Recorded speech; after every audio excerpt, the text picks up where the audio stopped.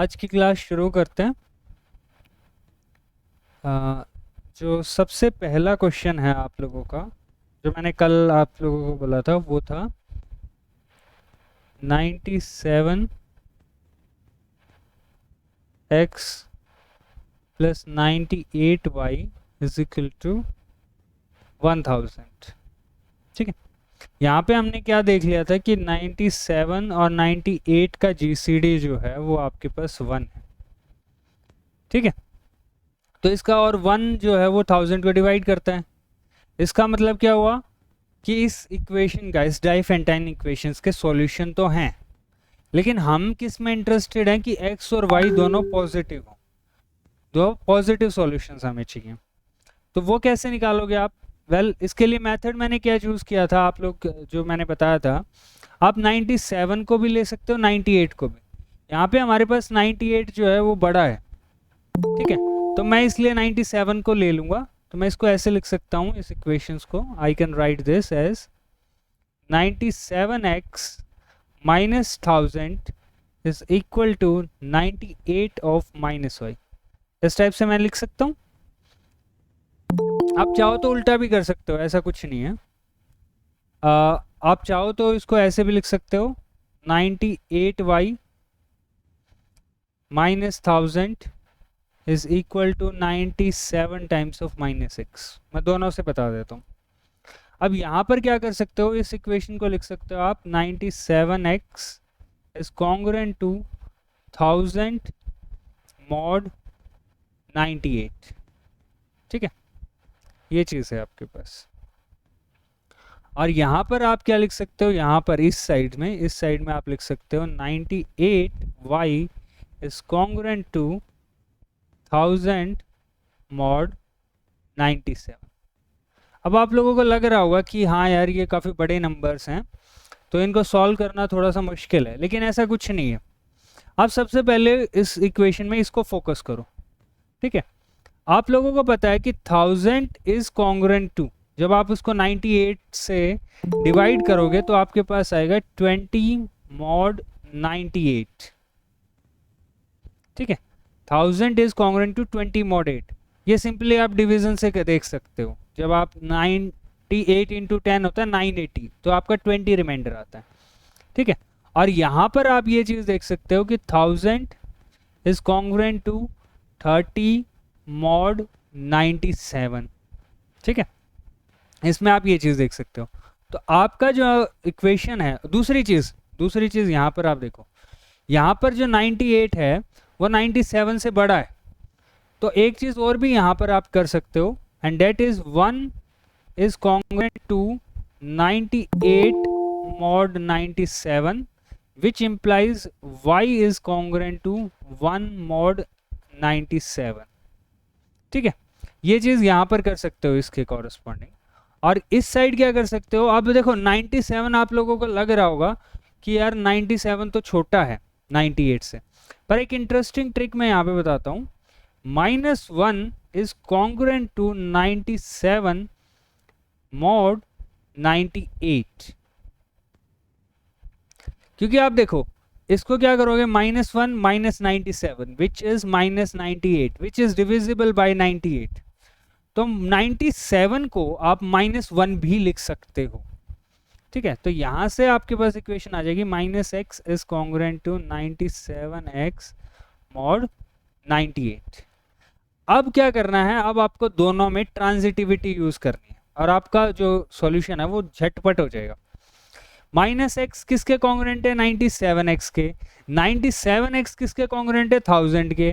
और 1000 किसके कॉन्ग्रुएंट है, 20 के। तो आपके पास आ गया -x is congruent to 20 mod 98। इसको चाहो तो आप माइनस को इस साइड लेके आ सकते हो, तो x आपके पास आ जाएगा कॉन्ग्रुएंट टू -20 मॉड 98।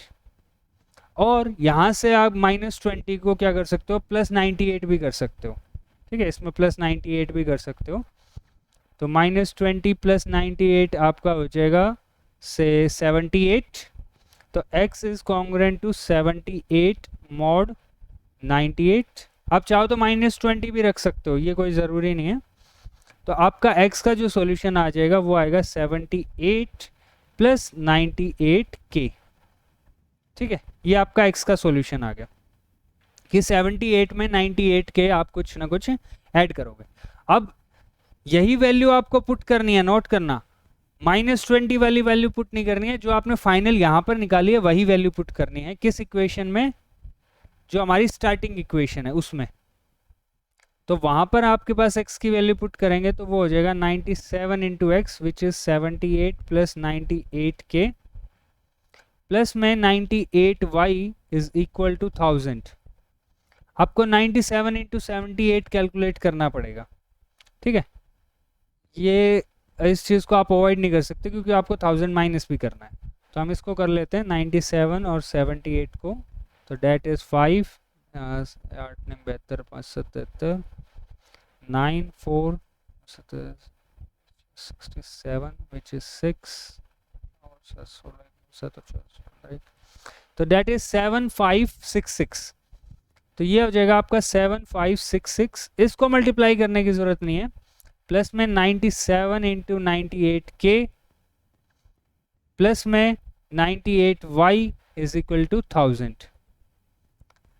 तो 98y को यहीं पे रखो, बाकी सबको उस साइड ले जाओ। तो 98y इज इक्वल टू 1000 में से ये घटाएंगे तो माइनस का 6566, 1000 माइनस हो गया इसमें से, और माइनस का साइन क्योंकि बड़ा है, माइनस 97 इंटू 98k। अब आप इसको डिवाइड करोगे, डिवाइड किससे करोगे? 98 से। तो 6566 को 98 से डिवाइड करना है, तो आपका पहले 7 पे जाएगा, नहीं 6 पे जाएगा, 6 पे 8 6 48 4 9 54 और 4 58। तो ये आपका बचेगा 8 और 6 686, और फिर ये आपका जाएगा 7 पे, डेट इज 6 और 5 863 और 5 68। सो डेट इज कैंसिल आउट, तो ये 67 पे जाएगा। तो y की जो वैल्यू है वो आएगी -67 माइनस 98 कैंसिल हो जाएगा 97 ऑफ k। ठीक है, अब यहाँ पर देखो x की वैल्यू क्या आई? 78 प्लस 98k, और y की वैल्यू आई -67 माइनस 97k। तो अगर आप k को पॉजिटिव लेते हो तो x आपका पॉजिटिव आएगा और y आपका नेगेटिव आएगा, कोई चांस ही नहीं है कि y पॉजिटिव आ जाए। और अगर आप k को नेगेटिव लेते हो, ठीक है, जस्ट इन केस, तो आप देखो k को नेगेटिव भी लोगे तो भी क्या होगा, ये आपका नेगेटिव नंबर हो जाएगा क्योंकि 98 बड़ा है। -1 लोगे तो भी, -2 भी। और अगर आप यहाँ पर नेगेटिव वैल्यू पुट करते हो तो ये पॉजिटिव हो जाएगा, मतलब अगर k नेगेटिव है तो x आपका नेगेटिव आएगा और y आपका पॉजिटिव आ जाएगा। तो किसी भी केस में आपके पास x और y जो हैं वो दोनों पॉजिटिव आ ही नहीं सकते। ठीक है, x और y दोनों पॉजिटिव आ ही नहीं सकते, तो इसलिए इसका कोई भी पॉजिटिव सॉल्यूशन नहीं है। आया बच्चों समझ में?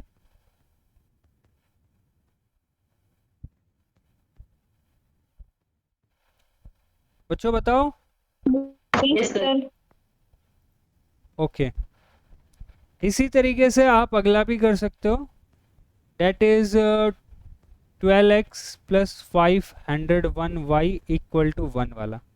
ये आपके लिए होमवर्क है, ट्राई करना। अच्छा, दूसरी चीज़ यहाँ पर जो है, यहाँ पर भी आपका सॉल्यूशन आ जाएगा, देखो डायरेक्ट आ जाएगा, y इज कॉन्ग्रुएंट टू 1। ठीक है, ये यहाँ पे 1 था, 1 इज कॉन्ग्रुएंट टू 98, तो y से मल्टीप्लाई कर दिया, सो दैट इज 98y हो गया यहाँ पे। तो y is congruent to 98y, 98y is congruent to 1000 and 1000 is congruent to 30, तो y is congruent to 30 mod 97। तो आप लोगों को शायद लग रहा होगा कि यार यहाँ पे तो 30 आया, ऐसा कुछ नहीं है। 30 में से आप 97 माइनस करोगे तो आपके पास -67 आ जाएगा। तो y की वैल्यू आप ये लिख सकते हो -67 माइनस 97k। ठीक है, y में हम जनरली नेगेटिव रखते हैं, आप चाहो तो यहाँ पे पॉजिटिव भी कर सकते हो। और आप ये रखना चाहो y is equal to 30 + 97k, तो वो भी रख सकते हो। पर पॉइंट ये है कि एक बार आपने y की वैल्यू फिक्स कर दी ना, फिर x की वैल्यू उसी के हिसाब से निकालनी है। ये नहीं कि यहाँ पर y की वैल्यू ये फिक्स कर रहे हो और इस हिसाब से निकाल रहे हो, तो गलती हो जाएगी। ठीक है, वो नहीं करना है। ये आप लोगों के लिए होमवर्क है, 12x + 501y = 1 वाला। एक आप ये देख सकते हो, 12x + 20y = 129। ठीक है, अब इसमें, हाँ इसमें आप देखो 12x और 20 का जो जीसीडी है, 12 और 20 का जीसीडी आपके पास 2 होता है, राइट? 2 ही होता है ना, और 2 जो है वो 129 को डिवाइड ही नहीं कर रहा। तो इसका मतलब क्या हुआ, आप डायरेक्टली कह सकते हो नो सॉल्यूशन, आपको चेक करने की जरूरत ही नहीं है। इसमें तो आपको चेक करने की जरूरत है ही नहीं कि पॉजिटिव तो छोड़ो, इसमें तो सॉल्यूशन ही एग्जिस्ट नहीं करता। ठीक है, और सेम चीज यहाँ पर भी आप एक बिना, अगर मान लो इंट्यूटिवली आपको देखना हो, तो ये आप सोच सकते हो कि यार अगर मैं x को पॉजिटिव लेता हूँ और y को भी पॉजिटिव लूँ, तो ये नंबर 1 से काफ़ी बड़ा चला जाएगा। तो मुझे x को पॉजिटिव लेना पड़ेगा और y को नेगेटिव, ताकि ये नंबर रिड्यूस हो जाए। मतलब x काफ़ी बड़ा लेना पड़ेगा और यहाँ पर y को काफ़ी छोटा लेना पड़ेगा, तब जाके इनके बीच का डिफरेंस 1 आएगा। ठीक है, ऑब्वियसली यहाँ पर x को काफ़ी बड़ा नंबर लोगे और y को काफ़ी छोटा, नेगेटिव में इनफैक्ट, तब जाके आपके पास डिफरेंस 1 आ सकता है, अदरवाइज पॉसिबल ही नहीं है। या फिर x को काफ़ी बड़ा काफ़ी छोटा नेगेटिव नंबर लो और y को बहुत बड़ा पॉजिटिव नंबर लो, तो ये अल्टरनेट में ही लेने पड़ेंगे। दोनों पॉजिटिव या दोनों नेगेटिव लेने से सॉल्यूशन नहीं आएगा। ठीक है बच्चों, ये चीज़ समझ में आ गई? Yes sir. ट्राई कर लेना क्वेश्चन। आज मैं पूरी कोशिश करूंगा कि आपको एग्जाम्पल्स और एक्सरसाइज दोनों भेज दूं। ओके, अब जो क्वेश्चन है, जिस टाइप का क्वेश्चन हम करने वाले हैं, वो है आपका, से आपको गिवन है 13x 17, सब में किसी में है ही नहीं। इसमें एक्सरसाइज में तो आपको कोई ऐसा क्वेश्चन दिख नहीं रहा जिससे जीसीडी कुछ कॉमन सा हो। जस्ट इन केस मैं बता देता हूँ, आपकी एक्सरसाइज में ऐसा कोई क्वेश्चन मुझे दिख नहीं रहा अभी।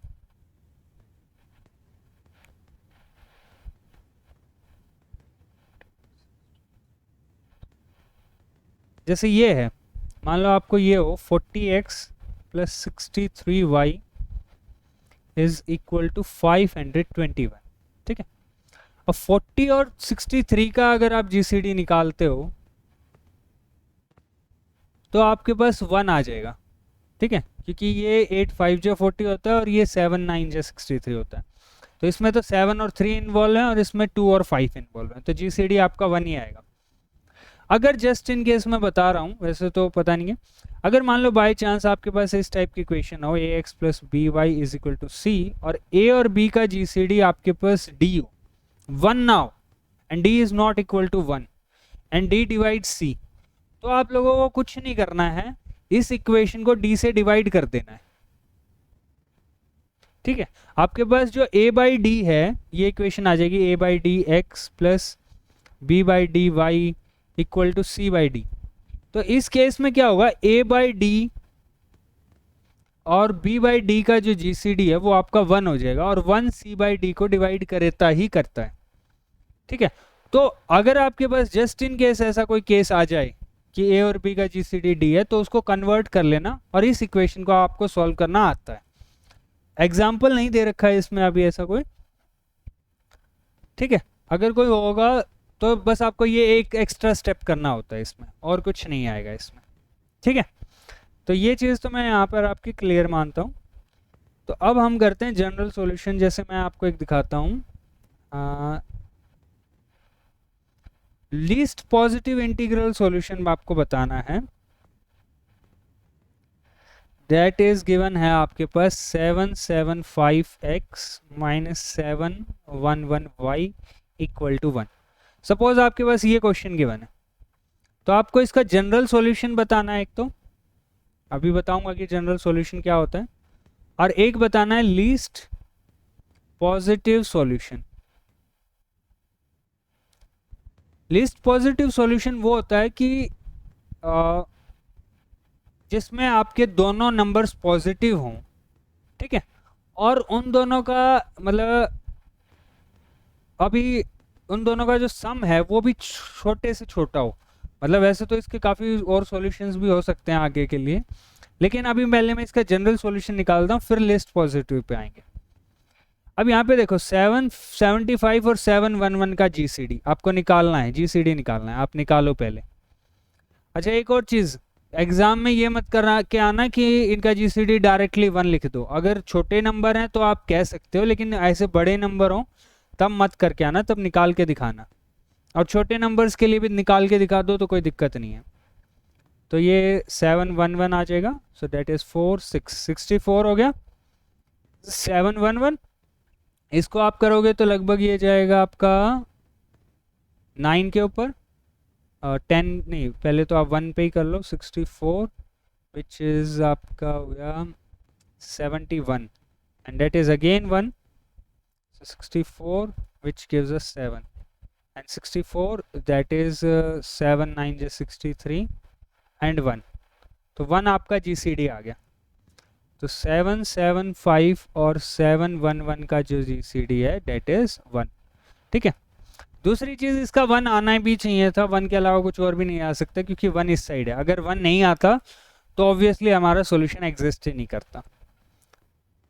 ओके तो अब हमें क्या करना है, इसको जीसीडी हमारा 1 आ गया, तो मैंने क्या बता रखा है, आप इसको भी ले सकते हो, इसको भी ले सकते हो, लेकिन ये बड़ा है तो आप अब इसमें दोनों ही बड़े हैं आपके नंबर, ठीक है, आपके जो नंबर्स हैं वो दोनों ही बड़े हैं, 775 भी 711 भी। तो आप इसको मोड में चेंज मत करो क्योंकि उससे कोई बेनिफिट होने वाला नहीं है। इसके बजाय जो आपने ये जीसीडी निकाला है इसका बेनिफिट उठा सकते हो आप, ठीक है। इसका डायरेक्ट बेनिफिट कैसे उठा सकते हो, आप 1 को लिखो, क्या लिखोगे, 64 माइनस 7 इंटू 9, ठीक है।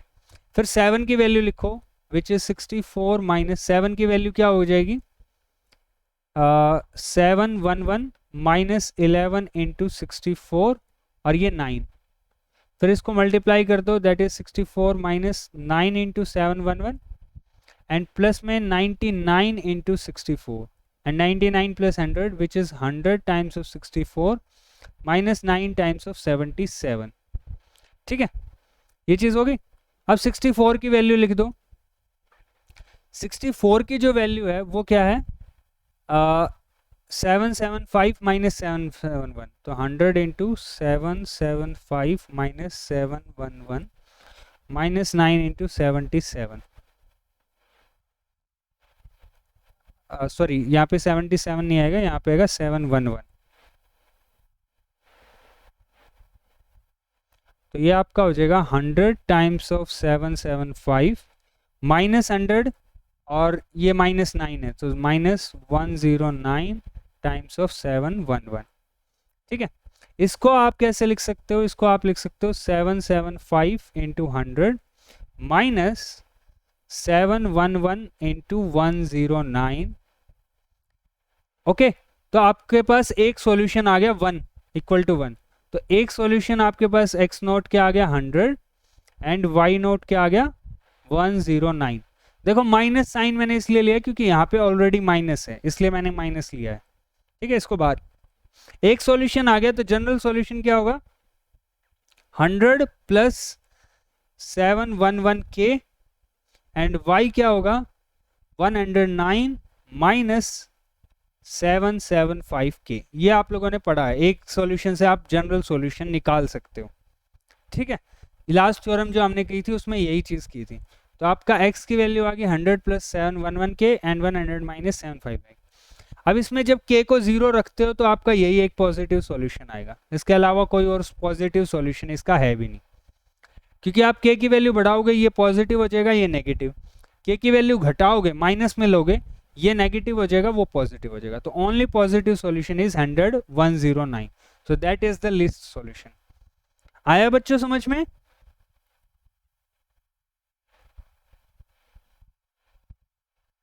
Yes, sir. किसी Yes, sir. देखो, जब दोनों ही बड़े हों आपके पास तो आपको ये मेथड यूज करना है। अब आप सोच रहे होगे कि पुराना मेथड क्यों नहीं यूज कर सकते, उसका भी मैं अभी बता देता हूँ। आप इसको ऐसे लिख सकते हो 775 को आप ऐसे लिख सकते हो 775x minus 1 is equal to 711y। इसका मतलब क्या हुआ, 775x is congruent to 1 mod 711। इसको आप छोटा कर सकते हो, that is 64x is congruent to 1 mod 711। अब आपको दोबारा क्या है, क्योंकि आपका m बड़ा है, m इज लार्ज, तो आपको वही फर्स्ट मेथड यूज करना पड़ेगा। कौन सा फर्स्ट मेथड है हमारा, मोड का, लीनियर कॉन्ग्रुएंस का। जब हम a और m का GCD 1 होता है तो उसको हम उसमें लिखते हैं लीनियर कॉम्बिनेशन में। तो 1 को आप लिखोगे इस टाइप से 64x प्लस 711y समथिंग करके, और फिर यहाँ पर इसकी वैल्यू फाइंड आउट करोगे। तो अल्टीमेटली आपको वही मेथड यूज करना है, तो पहले ही क्यों ना कर लें। और ये तभी करना जब दोनों ही आपके पास बड़ी टर्म्स हों। तो ये वन ऑफ द मेथड भी आप यूज कर सकते हो। ये मेथड ज़रूरी नहीं है कि यहीं पर एप्लीकेबल है, ये आप कहीं पे भी अप्लाई कर सकते हो। जैसे छोटे नंबर्स के लिए भी कर सकते हो। जैसे आपके पास मान लो गिवन है वो 10x minus 7y is equal to 17। तो इसमें आप 17 का GCD और 10 का GCD निकाल सकते हो। वैसे तो डायरेक्टली भी कह सकते हो, इस केस में डायरेक्टली लिख सकते हो आप 10 और 17 का GCD 1 है। छोटे नंबर्स में कोई दिक्कत नहीं होती, कोई नंबर नहीं कट करता। बड़े नंबर्स में पर आपको करके दिखाना पड़ेगा। यहाँ पे आप कर सकते हो 10 17 1 10 7 10 और आपका आ जाएगा 1 7 3 7 2 6 1। ठीक है, अब आप क्या कर सकते हो, 1 को कैसे लिख सकते हो, डेट इज 7 माइनस 3 इंटू 2। फिर 3 को लिख सकते हो, 7 माइनस 3 की वैल्यू हो जाएगी 10 minus 7 into 2 which is 7 minus 1 into 10, sorry 2 into 10 minus plus 2 into 7 which is 3 into 7 minus 2 into 10। ये मैं जल्दी से कर रहा हूँ क्योंकि ये मैंने आपको करके दिखाया हुआ है। सो 3 7 की वैल्यू पुट कर सकते हैं, 17 माइनस 10 माइनस 2 इंटू 10। ये आपके पास आ जाएगा 3 इंटू 17 माइनस 3 माइनस 5 इंटू 10। ये 1 की वैल्यू आ गई। अब आप क्या कर सकते हो, इसको 17 से मल्टीप्लाई कर सकते हो। सो आपके पास आ जाएगा 17 is equal to 51 into 17 minus 85 into 10। ठीक है, तो आपके पास एक सॉल्यूशन जो है 17 ही आ गया क्या? ओके सर आपने हाँ। 10 और 17 लिया है, 10 और 7 आएगा। ओके सॉरी बच्चों, यहाँ पे 10 और 7 आएगा, तो हम इसको कट कर सकते हैं। हम यहाँ पे 7 तक जा सकते हैं and 1 can be written as like this. ये आगे की कैलकुलेशंस करने की ज़रूरत नहीं है, सॉरी बच्चों। और फिर यहाँ पे आप 17 को लिख सकते हो 51 into 7 minus 2 into that is 34 into 10। ठीक है, अब क्या कर सकते हो, देखो 7 के आगे माइनस का साइन है। ठीक है, तो इसमें क्या कर सकते हो, इसको ऐसे लिख सकते हो -7 इंटू माइनस 51 प्लस में -34 इंटू 10। तो अब आपके पास जो x नॉट की वैल्यू आ गई, x नॉट की वैल्यू आ गई आपके पास -34 एंड y नॉट की वैल्यू आ गई -51। अब आप चाहो तो दोनों को नेगेटिव भी रख सकते हो, दोनों को पॉजिटिव भी कर सकते हो। ठीक है, जैसे आपको क्या करना पड़ेगा, इसमें x जो जनरल सॉल्यूशन है वो आपका हो जाएगा -34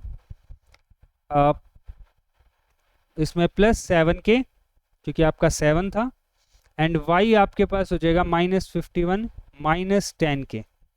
ठीक है, अब इसमें आप इसको चेंज करके ऐसे भी लिख सकते हो, जैसे -34 में आप क्या ऐड कर दो, से 28 ऐड कर दो और +7 के लिख दो। तो आप इसको ऐसे भी लिख सकते हो, 28 नहीं 5 कर दो 35। इसको आप ये भी लिख सकते हो 1 + 7 के। ठीक है, और इसको आप कैसे लिख सकते हो, आप चाहो तो इसको ऐसे भी लिख सकते हो, पर लेकिन 1 + 7 के लिखने के बाद आपने यहाँ पर 1 + 7 के जो आपने लिखा है, ये लिखने के बाद आप y को अपने हिसाब से चेंज नहीं कर सकते, क्योंकि ये k आपका फिक्स हुआ है। यहाँ पर आपने क्या किया है, k की वैल्यू को जो k नोट कर लो, इसमें k नोट की वैल्यू को आपने लिखा है k + 5। आपने इसमें 35 ऐड किया है ना, कोई भी वैल्यू है उसमें 35 ऐड किया है, तो यहाँ पे भी 50 ही ऐड होगा, उससे ज़्यादा नहीं कर सकते आप।